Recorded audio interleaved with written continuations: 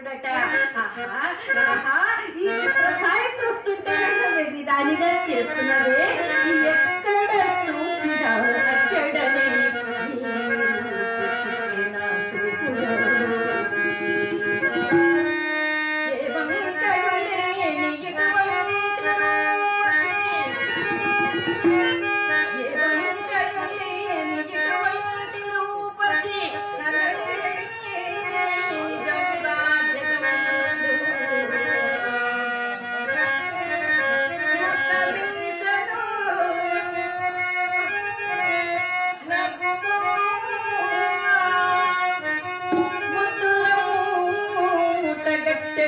అభిధాముడట పరంధాముడట అంటూ ఆ చిత్ర ఛాయను చూస్తూ మురిసిపోతుందండి అమ్మవారు.